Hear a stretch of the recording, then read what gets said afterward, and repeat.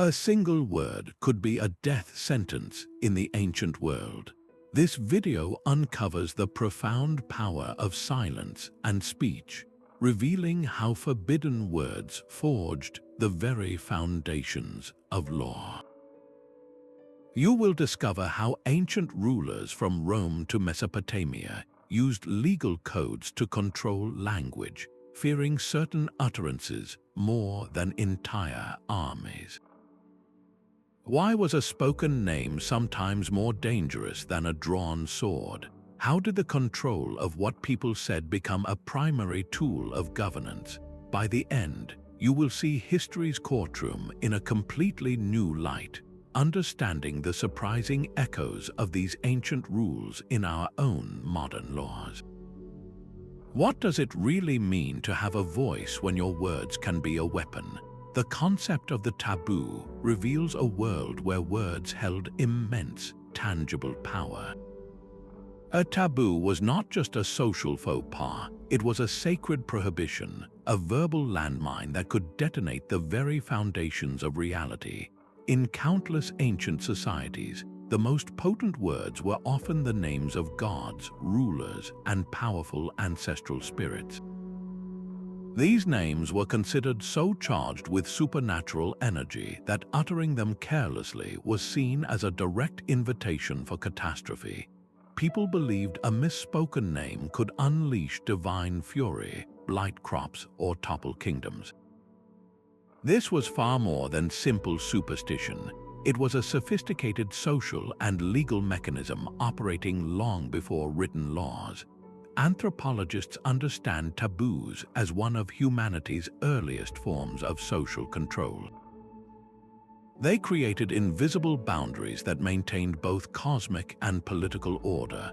To violate a name taboo was not just a mistake, it was an act of rebellion or blasphemy. It was a direct challenge to the authority of a god or a king, a symbolic attack on the structure of society itself. This profound fear of certain utterances fundamentally transformed language. Words were no longer mere tools for communication. They became regulated, potent forces that required careful handling.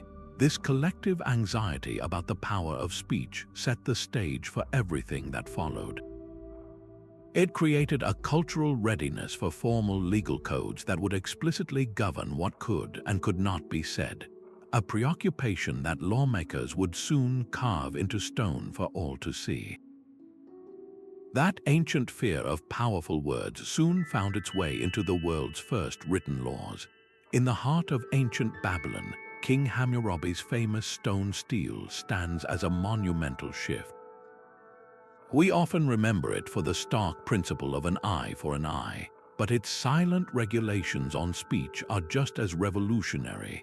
The code did not simply list punishments for physical acts. It meticulously governed the power of the spoken word, particularly in the solemn space of the courtroom. It transformed oaths and accusations into matters of life and death.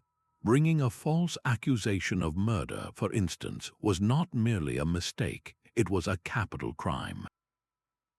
The accuser could be executed for their careless words. This legal reality created a powerful incentive for silence. In a society governed by such a code, speaking without absolute certainty became a terrifying gamble.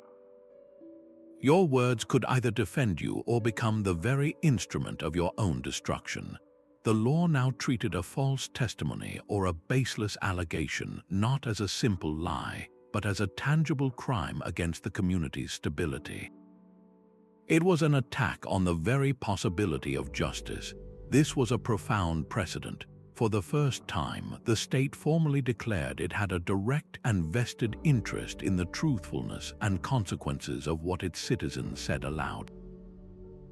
The control of language was no longer just a sacred taboo. It was now woven directly into the fabric of civic order and legal justice, setting a template that empires for centuries would eagerly follow. The fear of powerful speech was not confined to the courtroom of Babylon. In the sun-baked land of the pharaohs, words were believed to hold the very power of creation and destruction. This was the realm of Heka, a form of word magic that was as real to the ancient Egyptians as the Nile itself. To know the true, secret name of a god or a person was to hold absolute power over that being. It was like possessing the master key to their essence. For this reason, the true names of mighty deities like Ra or Ammon were guarded mysteries, known only to the highest priests who could be trusted with such dangerous knowledge. To carelessly utter one of these sacred names was not just blasphemy, it was an act that threatened to unravel the cosmic order, the principle they called mad. Such a misstep could bring chaos to the world. This profound belief naturally bled into everyday life and informal law. Disrespecting a god's name could lead to severe consequences, from being shunned by your community to facing execution by the state. The power of this idea is perfectly captured in the eerie Egyptian execration texts. In these rituals, the names of enemies, both human and supernatural, were carefully inscribed on clay pots or figurines. These objects were then ritually smashed and buried, a symbolic act of destruction meant to shatter the power of the named foe. The name itself was the target, and by breaking the pottery, they believed they were breaking the person or spirit it represented. This created a society where speech was cautious and often ritualized, a direct result of a metaphysical belief that language was a tangible, potent force. Long before a law was carved into stone, the fear of a single misspoken word could silence an entire civilization. Yet this ancient fear of dangerous words did not vanish. It simply transformed, finding a new home in the very place we often call the birthplace of free speech. The Athenian agora, a bustling marketplace of goods and ideas, echoed with the sounds of democratic debate. Here, a concept known as parrhesia empowered citizens to speak their minds openly in the public assembly. But this celebrated freedom was a carefully constructed illusion, bounded by invisible yet unbreakable walls. The law drew a stark line in the sand. While you were encouraged to debate policy, you could be dragged into court for kategoria, the crime of slanderous speech that damaged another citizen's reputation. And far more perilous was the charge of asabeia, impiety. This was not a minor religious infraction. It was a direct assault on the divine protectors of the city-state, and the punishment was death. The most famous victim of this legal paradox was the philosopher Socrates. His crime was not raising an army or plotting a coup. His crime was his words. He was accused of corrupting the youth of Athens and of not believing in the city's gods. His endless questioning, his challenging conversations, were deemed a toxic influence, a form of speech so dangerous that the state sentenced him to drink hemlock. His execution stands as a permanent monument to a terrifying truth. Even in the cradle of free expression, the law acted as a ruthless censor. It created an arena for debate while simultaneously holding a sword over the heads of the debaters. This was the ultimate balancing act, fostering the appearance of openness while ensuring that the most challenging, disruptive ideas were silenced forever. The agora proves that the weaponization of speech and silence was not just a tool of tyrants, but a fundamental mechanism for maintaining civic order, even in a democracy.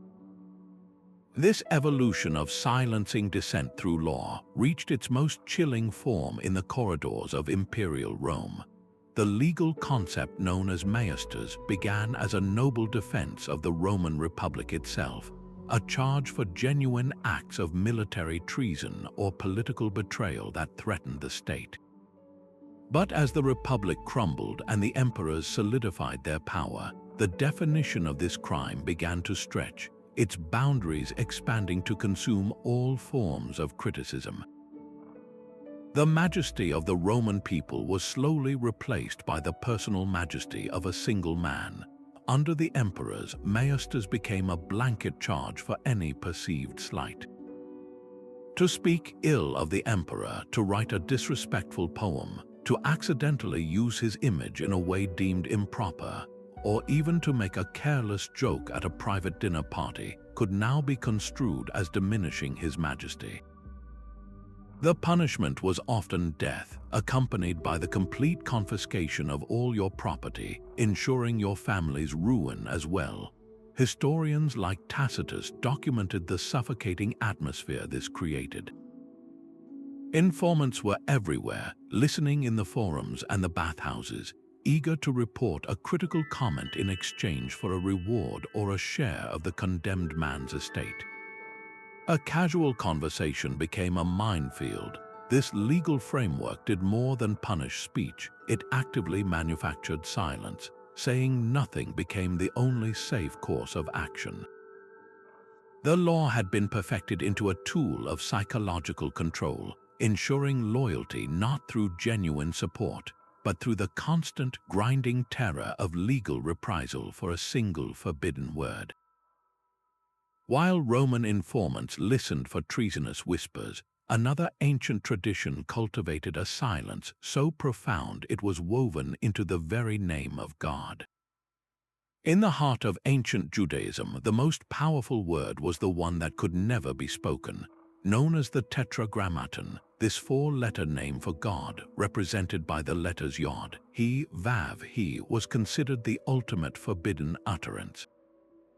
This was not a casual religious guideline. It was a bedrock legal and theological principle enshrined in the third commandment, which forbade taking the Lord's name in vain.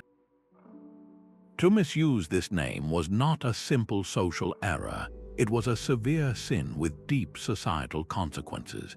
The power contained within these four letters was considered so immense, so sacred, that its vocalization was restricted to a single person, in a single place, on a single day each year.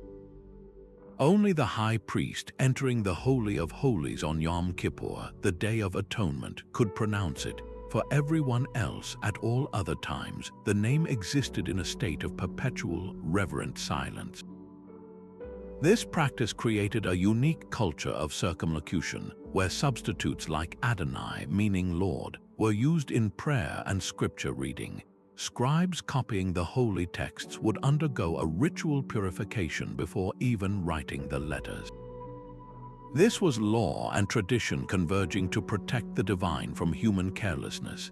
It legally encoded the idea that some words hold a power so fundamental that their very articulation must be governed, not out of fear of political reprisal, but to preserve the sanctity of a covenant relationship. Here, silence was not a weapon of the state, but a shield for the divine, a profound act of reverence that defined a people's relationship with the ultimate power in their universe. This terrifying logic of state-controlled silence found its ultimate expression far to the east. In the vast halls of imperial China, the control of words evolved into a systematic and paranoid terror known as the literary Inquisition.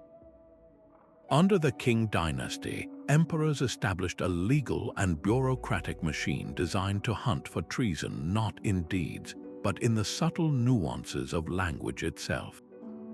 Imperial censors meticulously scoured every published book, every private poem, and every historical essay, searching for hidden meanings. They were not looking for obvious calls to rebellion, but for something far more insidious and subjective. A writer could be condemned for using a character that was part of the emperor's personal name, a practice known as naming taboo. An allegorical reference to a long-dead dynasty could be interpreted as a veiled criticism of the current ruler. Even a simple misprint, a careless error by a scribe, could be twisted by a suspicious censor into evidence of seditious intent. The punishment was absolute and brutal. An author found guilty would face execution, often along with their entire extended family. Their writings were systematically gathered and burned, their printing blocks destroyed, an attempt to erase them from history itself. This was not merely a law against specific forbidden words. It was a law that declared any word could be forbidden based entirely on imperial interpretation. The true power of this system was not in the executions it carried out, but in the profound, preemptive silence it manufactured among the educated class. Scholars, poets, and historians lived in a constant state of anxiety, knowing their most innocent turn of phrase could be their death warrant. The safest choice became to write nothing at all, or to produce only the most bland and flattering works. The literary Inquisition perfected the ancient fear of words into a tool of total intellectual control, proving that the most effective way to weaponize silence is to make every single word a potential crime. Far from the silent libraries of China, a very different legal world thrived in the misty hills of ancient Europe. Here, in the oral cultures of Celtic and Germanic tribes, the spoken word was not a potential crime, but the very foundation of law itself. Without written codes to rely on, justice depended entirely on the power of a verbal promise. An oath sworn before the entire community, or in the name of the gods, was more than a pledge. It was a binding legal contract woven from sound and honor.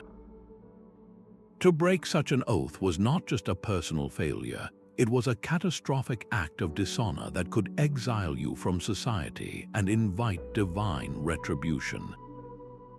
Your word was not just your bond, it was your life. This legal reality found its stage in the tribal assembly, known as a thing. In this open-air courtroom, disputes over stolen cattle, property boundaries, or personal injuries were settled not by referencing a stone stele, but by the solemn act of speech. A man would swear an oath to the truth of his claim, often with kinsmen as oath helpers who would swear alongside him, their collective word creating an unbreakable web of truth. To speak in this context was to take a monumental risk, for your reputation and your future rested on the integrity of your utterance. This created a culture where silence was often the wisest legal strategy, and speech was a heavy, deliberate commitment. The echoes of this power resonate in the epic myths like the Irish tales of Cu Chulainn. A jays was a sacred prohibition, a verbal curse or taboo placed upon a hero. To break your jays, to speak or act against its terms, was to set in motion an inevitable chain of events leading to your doom. These were not mere fantastical plots. They were dramatic reflections of a world where spoken words could forge destinies and shatter lives. In these tribal societies, law lived in the breath of its people, proving that the most powerful statutes are sometimes written not on stone, but in the memory of what was said aloud. As the Roman Empire embraced a new faith, the ancient fear of words found a powerful new enforcer. The Christian Church developed its own legal system for governing belief, and its ultimate weapon was anathema. This was far more than a simple excommunication. To be declared anathema was to be spiritually and socially erased. The Church severed the condemned person from all sacraments, the very rituals believed to grant eternal life. But the punishment did not stop at the church door.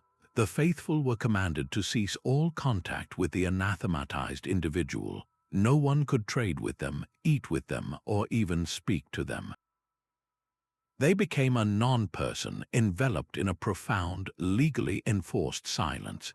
Their voice no longer mattered in the community of believers because they were no longer part of it. This power was most often unleashed against heretics, those who preached doctrines the Church had declared false. Arianism, for instance, was a widespread belief that challenged the mainstream view of Christ's divinity. To preach this belief was to utter a series of forbidden theological words, a direct challenge to the Church's authority to define truth. In a world where the Church and the state were deeply intertwined, this spiritual crime carried immense legal weight. An emperor or a local magistrate would often enforce the Church's decree, turning a religious penalty into a civil one. The threat of anathema thus became a masterful tool for manufacturing conformity. It weaponized silence not through the fear of a physical execution, though that could follow, but through the terror of social and spiritual death. It demonstrated that the most effective way to control dangerous speech was to make the speaker disappear from the world of the living, not by ending their life, but by rendering their voice legally and socially silent. But the law's power did not always require a royal decree or a priest's curse. In the intimate world of the village and the marketplace, a different kind of justice prevailed, one enforced by whispers and averted glances. Long before a case reached a formal court, the court of public opinion could deliver a verdict with devastating finality. In small, interdependent communities, your reputation was your most valuable possession, and reckless speech was the quickest way to lose it. A person known as a slanderer or an untrustworthy gossip would find themselves facing a punishment more subtle than a fine, yet more crushing than a prison sentence. They would be shunned. This was a social death. Neighbors would stop trading with them, potential partners would reject marriage alliances, and they would be excluded from the communal feasts and gatherings that formed the fabric of social life. Their voice was not silenced by the state, but rendered irrelevant by their own community. This informal law was perhaps most formally recognized in ancient Greece with the practice of ostracism. Once a year, Athenian citizens could cast a pottery shard, an ostracon, inscribed with the name of a prominent citizen they believed had grown too powerful. If enough votes were gathered, that individual was exiled from the city for 10 years, not for a specific crime, but simply because the community feared the influence of their voice. Their political speech was deemed too dangerous to be allowed to continue at home. On a more personal level, across countless cultures, to be publicly labeled a liar or a breaker of confidences was to be marked with a social stain that never fully faded. That stigma destroyed your legal credibility, making your testimony in any dispute worthless. In this world, maintaining a reputation for discreet silence was not just good manners, it was a vital social asset for survival. A careless word could dismantle a life, proving that the most feared censors were sometimes not judges in robes, but the people living right next door. Across the sea, the Druids of ancient Gaul and Britain built their legal system on a foundation of deliberate, enforced silence. Their most sacred laws were never carved in stone or written on parchment. They were carried in memory alone. The Druids, a powerful priestly class who served as judges, historians, and keepers of tradition, strictly forbade the writing down of their legal knowledge. This prohibition was not a matter of primitive technology, it was a conscious and powerful act of control. By keeping the law locked in the spoken word, they transformed the very act of memorization into a legal instrument. The intricate precedents, the precise verbal formulas for oaths and judgments, the genealogies that proved land rights, all of these existed only in the minds and recited words of the Druidic elite. This created a society where justice was not a public text you could read, but a performance you had to witness, a secret you had to be deemed worthy to hear. The power to speak the law was the ultimate authority, and it was a monopoly. To write these words down would have been a profound taboo, a direct threat to the Druids' exclusive role as the interpreters of tradition. This reliance on orality weaponized silence in a uniquely potent way. It meant that the average farmer or warrior had no independent access to the rules that governed their lives. They could not study the law, they could only listen to its declaration from a privileged mouth. The controlled recitation of legal verses in a dispute was not just about settling an argument, it was a dramatic performance of power, reinforcing the unbreakable link between authorized speech and justice itself. The Druids understood that by governing the medium of communication, they could govern society far more completely than any written code ever could. The sharp crack of an axe was not the only sound that could start a war in the Viking Age. A single, carefully chosen word could unleash the same devastation. In the fiercely competitive world of the Norse, honor was a man's most valuable possession, and the most serious assault upon it was not a physical blow, but a verbal one known as nith. This was no simple insult. It was a profound accusation of cowardice, of dishonorable behavior, or of being ergi, a complex term implying unmanliness and a failure to fulfill one's societal role. To be publicly labeled a nithinger was to be marked as an outcast, stripped of your standing and your very identity. The stain was so severe that the law itself acknowledged its power, treating the utterance of nith not as mere speech, but as a tangible injury that demanded immediate and often violent redress. If the insult was not answered with a formal apology or a payment of weregild, the compensation for a slain man, it legally justified a blood feud. The entire community understood that such words were the first strike in a conflict that could spiral for generations, consuming families in an endless cycle of revenge. This legal reality transformed language into a high-stakes game. A man had to weigh every word, for a careless taunt could see his farm burned and his kin slaughtered. Silence was not weakness, it was a strategic shield, a way to keep the peace when a heated argument threatened to cross the fatal line into nith. The sagas are filled with these explosive moments. A casual comment about how another man split his firewood could be interpreted as a challenge to his strength, a veiled accusation of laziness that, if left unanswered, would fester into a full-blown feud. The most chilling symbol of this power was the nithstang, or scorn pole. A scorn pole was a physical curse carved onto a wooden stake, often with a horse's head mounted on top, pointed directly at the home of an enemy. Erecting one was a public, magical declaration of nith, a ritualized insult meant to channel supernatural forces to destroy the target's luck and honor. It was a word made manifest, a permanent, silent scream of contempt that the entire countryside could see. This was the ultimate fusion of verbal insult and physical action. Norse law codes, like the detailed Gulating law from Norway, meticulously catalogued the fines for various types of slander, proving that their society had formally recognized a profound truth. Certain words were not just offensive, they were legally actionable acts of violence. An insult could be as sharp and as deadly as any blade, and the law existed not to prevent the feud, but to manage the fallout from the weapons everyone carried in their mouth. The most powerful words spoken in ancient Greece were the ones no one could truly understand.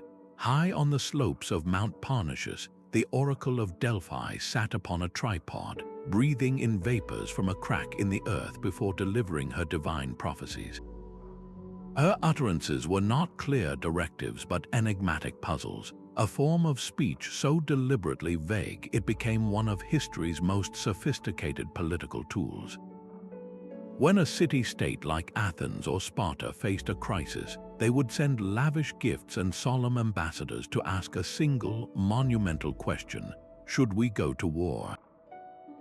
Where should we establish a new colony? The Pythia's response would be a riddle, a phrase like the famous warning given to King Croesus of Lydia, that if he attacked the Persians, he would destroy a great empire.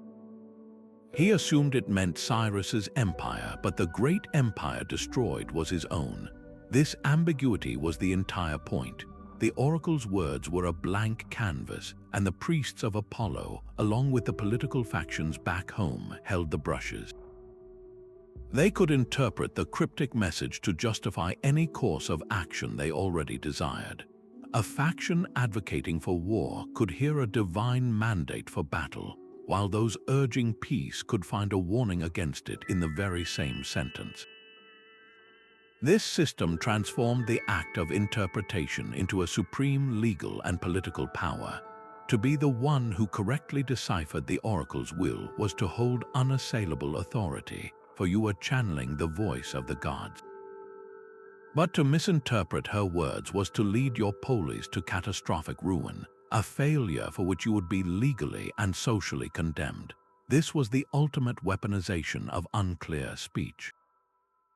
The state did not need to forbid specific words. It simply ensured that the most important words of all could never be pinned down.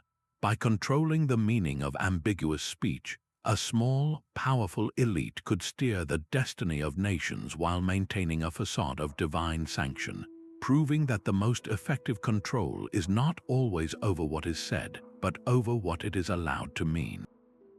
The chasm between ancient legal thought and our modern First Amendment could not be wider. Today, we often take for granted the idea that speech is an inherent human right, a liberty protected from the government itself. In the ancient world, the legal philosophy was fundamentally inverted.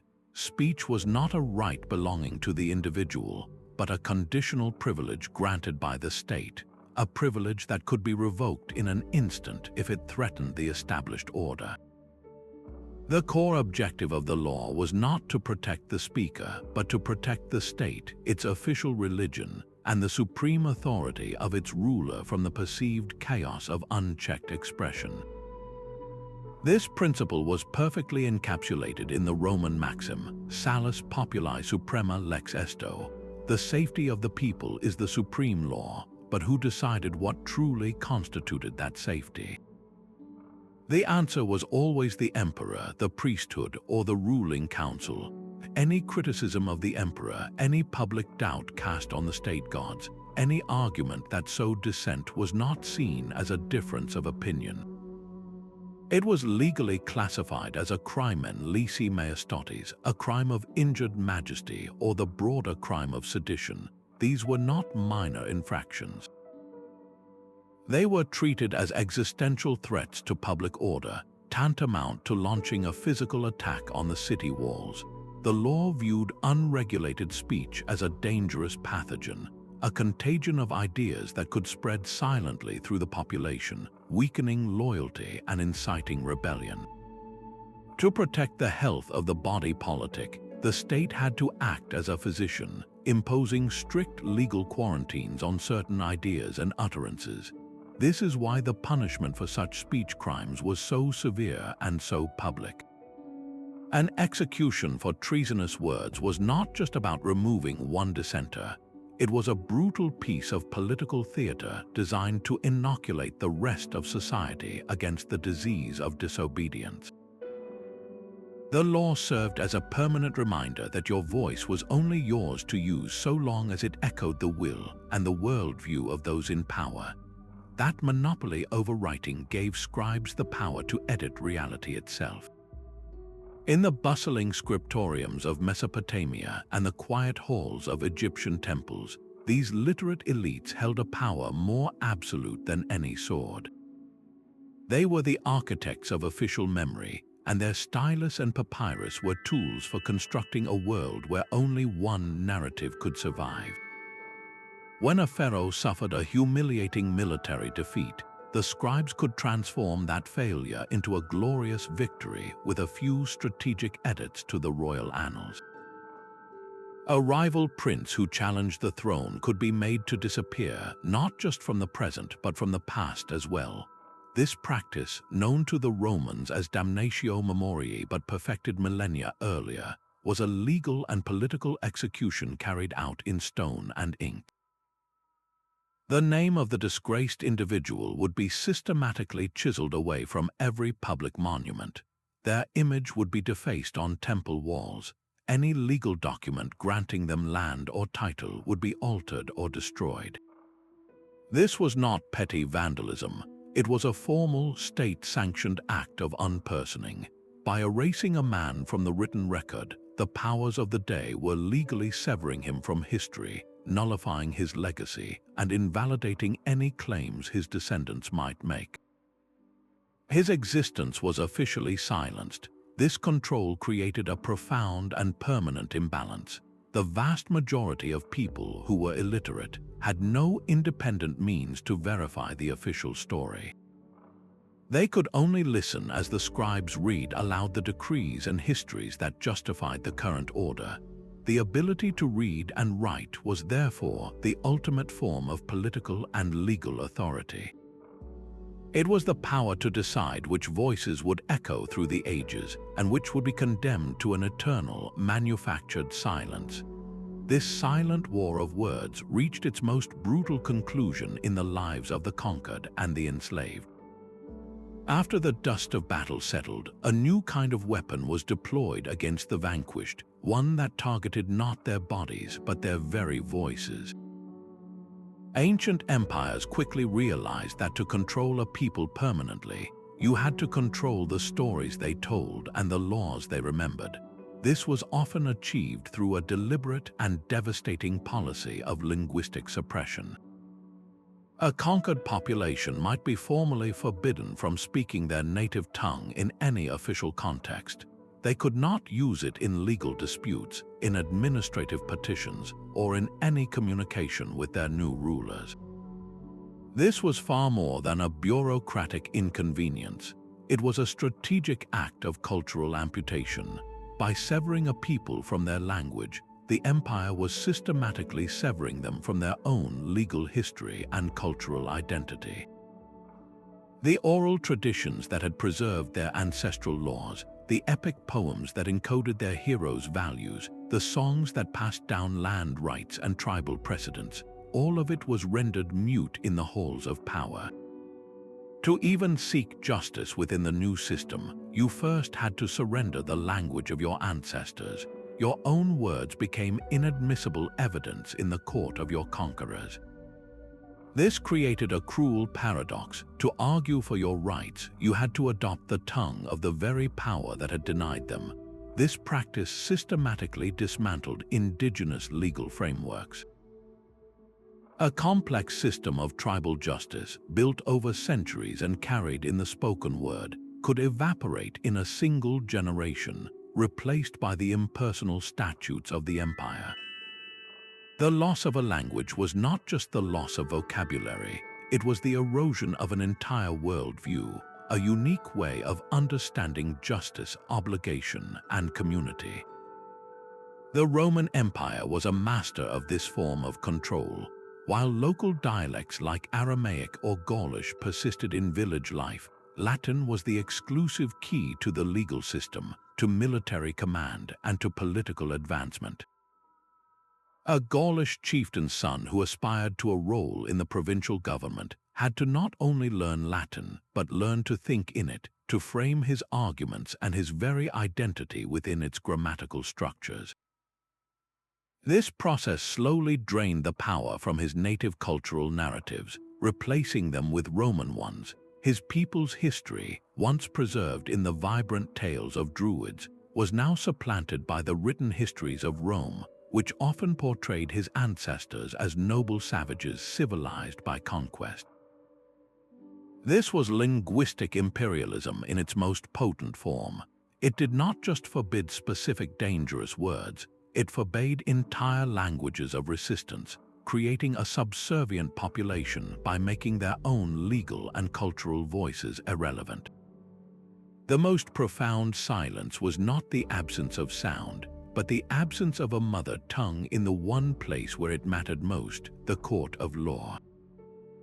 A city could be condemned not for its armies, but for a single irreverent whisper.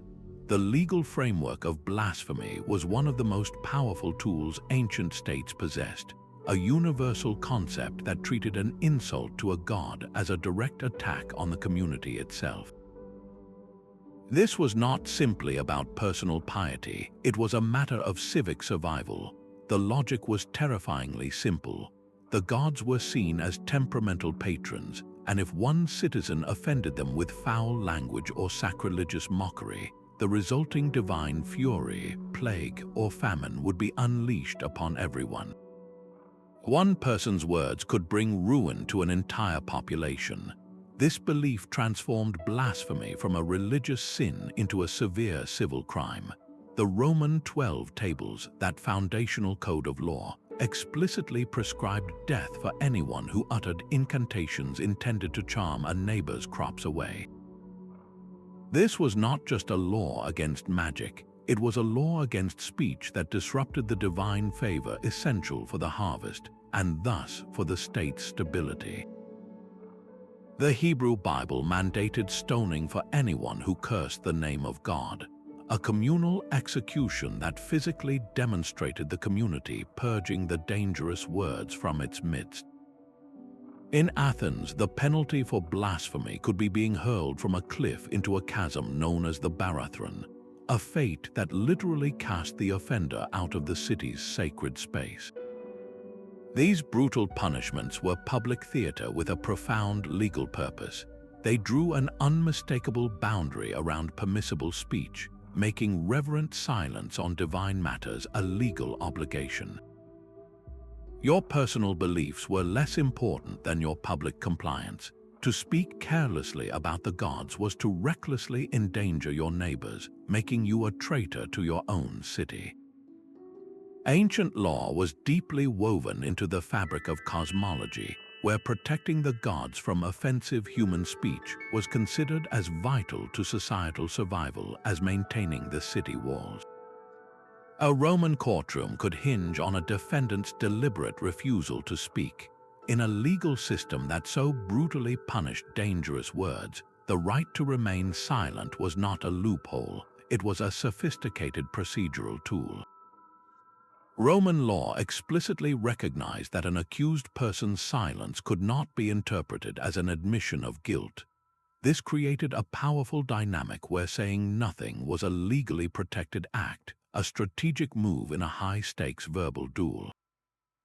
The defendant who stood mute was not necessarily proclaiming innocence, but they were forcefully rejecting the prosecutor's power to frame the narrative. Their quiet defiance shifted the burden of proof entirely onto the accuser, demanding that the case be proven by evidence, not by the suspect's own compelled speech.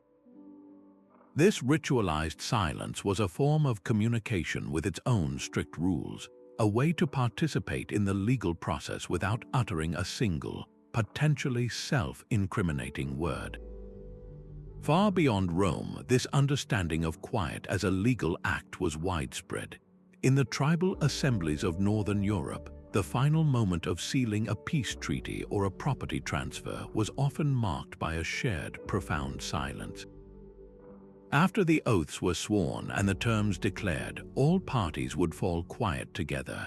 This was not an awkward pause. It was a crucial, performative part of the agreement, a space for the weight of the spoken words to settle and for solemn, unspoken acceptance to take root. In that collective hush, the contract was spiritually and legally cemented. The silence itself was the final, binding signature. Even the judge's role was defined by strategic quiet.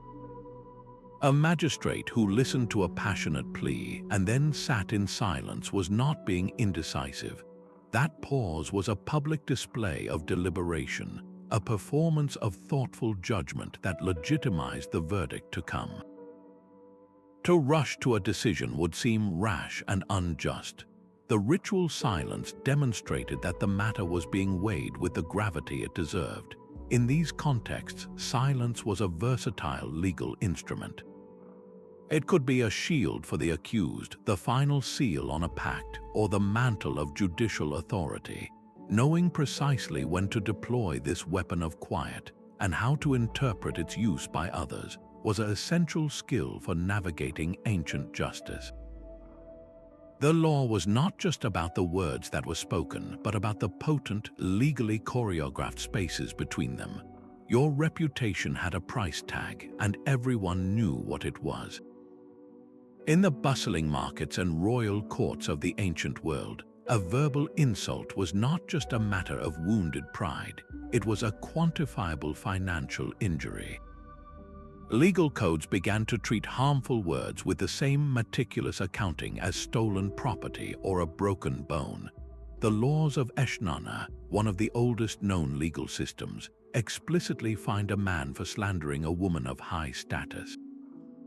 The Great Code of Hammurabi itself prescribed fines for false accusations, placing a direct monetary cost on the act of lying under oath. But this economic approach to speech reached its most sophisticated form in the early Germanic Wergild system. Every free person, from the lowest farmer to the highest chieftain, had a legally defined worth, a price that would be paid to their family if they were killed. This principle of value extended directly to insults. Striking a man might cost you a certain portion of his Wergild, but so would publicly dishonoring him with a vile taunt. The law assigned a specific price to shame. Calling a warrior a coward or accusing a craftsman of incompetence was not a trivial matter. It was an act that drained his social capital, and the law demanded that loss be repaid in solid currency. This system transformed speech into a tangible economic asset. Your words became a form of potential currency, either to be spent carelessly and lost, or invested wisely through silence and discretion. A reckless tongue could literally cost you your livestock, your land, or your yearly harvest. Conversely, a victim of slander received concrete compensation, a payment that legally restored the honor that had been stolen from them. This was a revolutionary legal innovation. By commodifying insults, ancient lawmakers shifted the control of speech from the abstract realm of morality into the concrete fabric of the economy. They created a world where the most powerful incentive for silence was not the fear of the gods or the sword, but the very real and immediate fear of bankruptcy. The most profound truths in the ancient world were whispered in the dark, then sealed by a vow that could cost you your life. Beyond the public temples and state-sanctioned gods, a hidden spiritual economy thrived in the mystery cults. These were not open religions for the masses, but exclusive clubs for the soul, offering initiates a direct path to divine knowledge and a better afterlife. The price of admission was your silence. Upon initiation into the Eleusinian mysteries or the cult of Mithras, a person entered into a sacred and legally binding contract, swearing never to reveal the secret rituals, sacred symbols, or esoteric teachings they witnessed. This was far more than a pinky promise among friends. The Athenian government officially sanctioned the Eleusinian rites, and to break that vow was not just a sin against the goddess Demeter, it was a capital crime against the state itself. The power of these cults depended entirely on this enforced silence. It transformed spiritual knowledge into a form of intellectual property, a valuable commodity whose worth was defined by its scarcity. If everyone knew the secrets, they would cease to be special, and the cult's influence would evaporate. This is why the penalty for disclosure was so extreme. The great playwright Aeschylus, a father of Greek tragedy, was nearly executed on the spot during a performance. The audience, filled with initiates, believed he had revealed elements of the sacred rites in one of his plays. He only escaped death by proving he had never been initiated, and therefore could not have knowingly betrayed secrets he did not possess. His close call serves as a stark monument to the law's reach. This institutionalized secrecy created a powerful social hierarchy, dividing the world into the knowing and the ignorant, the saved and the lost. The silence of the initiates was a wall that preserved the cult's mystique, and with it, its political and spiritual authority. In these hidden chambers, ancient law demonstrated its ultimate power over communication, proving that the most valuable knowledge was not what was spoken, but what was legally and permanently left unsaid. A philosopher's quest for truth could be his final crime. These thinkers lived in a legal gray area where no statute explicitly banned philosophy, yet their words consistently placed them in the crosshairs of the state. The charges were always something broader, something more visceral to the public imagination. Impiety, corrupting the youth, treason, these were the legal nets used to capture and silence them. The real offense was not a specific action, but the act of questioning itself. When Socrates asked a young man to reconsider his beliefs about the gods or about justice, the establishment did not see education. They saw a corrosive acid eating away at the bonds that held the city together. His dialogues were not harmless intellectual games. They were a direct assault on the traditional values that Athenian law was built to protect. This tension was not an accident, it was an inevitable collision. The philosopher's mission is to question everything, while the law's function is often to preserve a certain order. A generation after Socrates, Aristotle would flee Athens, reportedly saying he would not let the city sin twice against philosophy. His own teachings on politics and ethics, while foundational to Western thought, were seen as a threat by anti-Macedonian factions. The law did not need to target philosophy directly.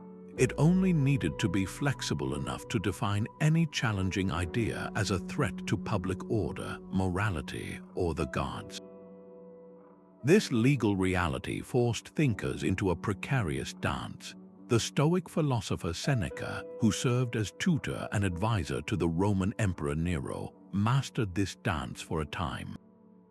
He wrote extensively on virtue and justice while navigating the murderous politics of the imperial court. His own words, however, eventually condemned him. He was forced to commit suicide after being accused of involvement in a conspiracy. His life and death illustrate the philosopher's ultimate dilemma. You could speak truth to power, but the law gave power the final say on whether your speech was wisdom or sedition. The fate of these minds served as a chilling lesson for centuries. It drew a bright legal line around intellectual inquiry, declaring that some truths were too dangerous to be spoken aloud. The pursuit of knowledge was a perilous path, one that could lead not to enlightenment, but to a state-mandated cup of hemlock. A single theological sentence became the law of the entire Roman world. In the year 380, the emperors Theodosius, Gratian, and Valentinian issued the Edict of Thessalonica, a decree that did something unprecedented. It did not merely raise one god above others, it made a specific verbal formula, the Nicene Creed, the ONE Chinese letter religion of the empire. Every subject was commanded by law to believe in the single divinity of the Father, the Son, and the Holy Spirit. This was not a suggestion or a spiritual preference, it was a civil mandate. The state had now defined divine reality with a set of words, and to disagree with those words was to break the law. Arianism, the belief that Christ was a created being and not co-eternal with God, had been a competing interpretation for decades. Now, to preach that belief, or even to privately hold it, was an act of sedition. The edict weaponized a definition, turning a theological argument into a legal boundary. This was the ultimate convergence of dogma and state power. The ancient fear of forbidden words reached its logical conclusion, where the wrong utterance was not just a sin against heaven, but a crime against the empire itself. The emperors were not merely protecting a religion, they were enforcing a specific vocabulary of belief, mandating conformity under the threat of legal penalty. This single law reshaped the entire Western world, forging a new reality where your faith was no longer a private matter, but a public, legally binding statement. Fire could erase a man's words from the world. When speech was carved into clay or written on parchment, the ultimate legal punishment was no longer aimed at the speaker, but at the speech itself. The burning of books and the destruction of entire libraries became a calculated act of state policy. A physical attempt to impose a government mandated amnesia upon a conquered or rebellious people. This was not random vandalism. It was the logical, terrifying conclusion of declaring certain words forbidden. If an idea was illegal to speak, then the scrolls that contained that idea were criminal evidence on a massive scale, and the only sure way to purge the crime was to reduce the evidence to ashes. The most famous example comes from China under the first emperor, Qin Shi Huang. He ordered the burning of all books except those on agriculture, medicine, and prophecy. His target was the vast collection of Confucian and other philosophical texts. These writings advocated for a government based on virtue and tradition, a direct challenge to his own harsh legalist rule, which prized absolute obedience to the state above all else. By burning these books, he was not merely suppressing a rival school of thought. He was trying to unwrite history, to erase the very intellectual foundations of any alternative system of governance. He sought to create a populace that could not even conceive of a law not emanating from the emperor himself. This was the most extreme form of weaponized silence, an attempt to use fire to scorch entire ideologies from the human record. The Roman state employed the same brutal logic. Emperors could and did order the destruction of texts deemed seditious or impious. The works of disgraced senators or poets who had offended the imperial house were hunted down and burned. This act sent an unmistakable legal message to every citizen.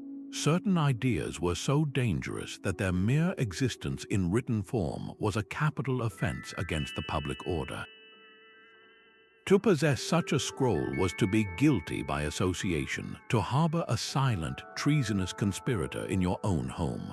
The destruction was a public spectacle, a bonfire of vanities and dissent meant to terrify the literate class into self-censorship.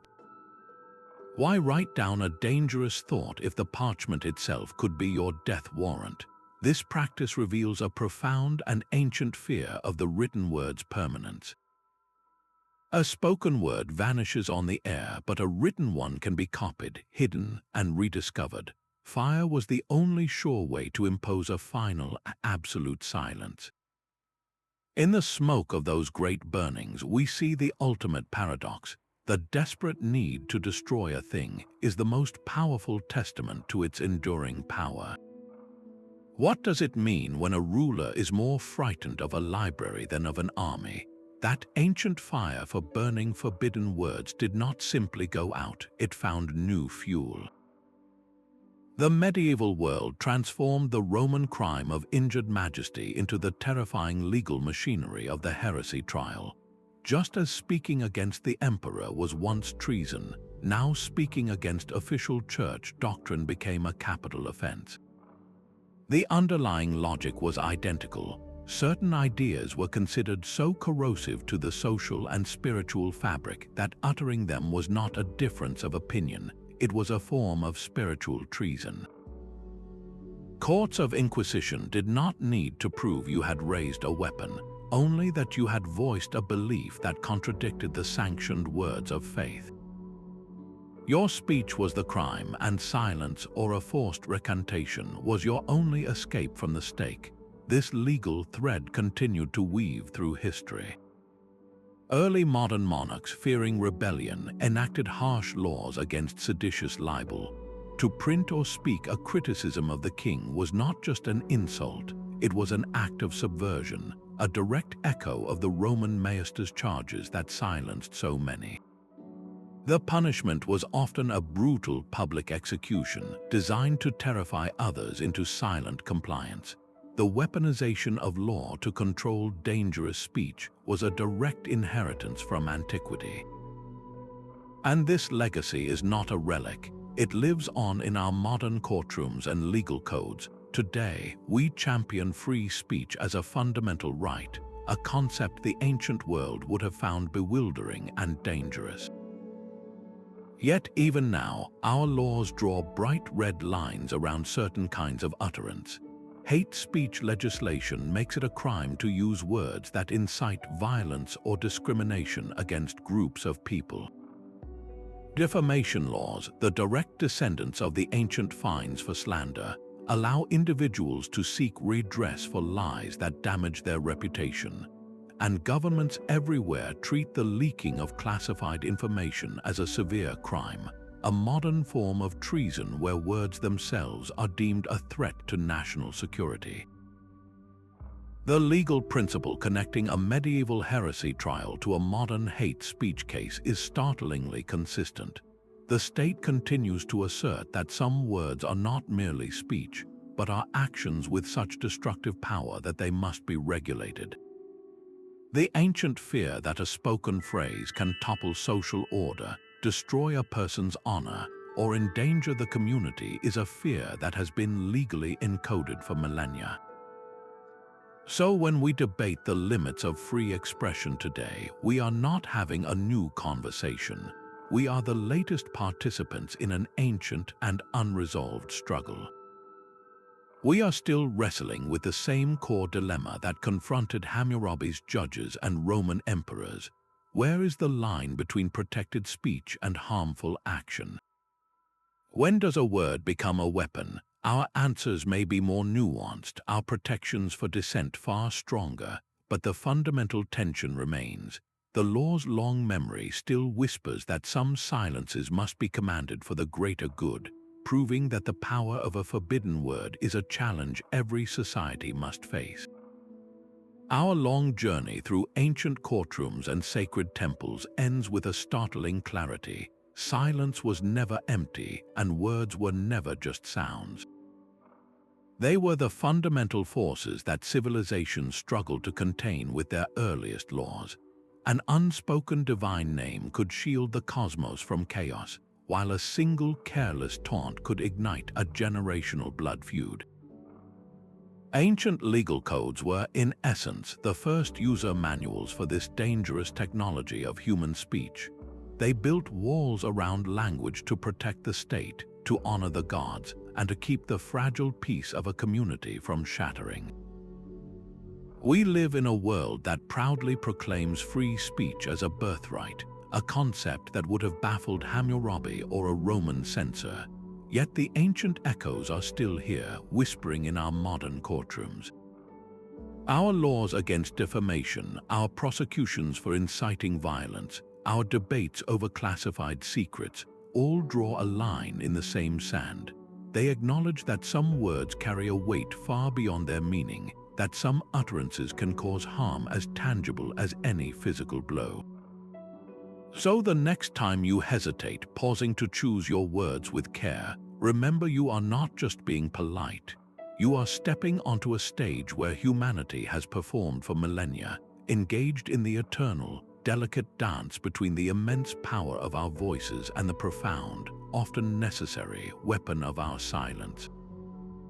If this exploration of history's hidden courtrooms changed how you hear the world, share the most surprising forbidden word you discovered in the comments, and subscribe for more journeys into the forgotten mysteries of our past.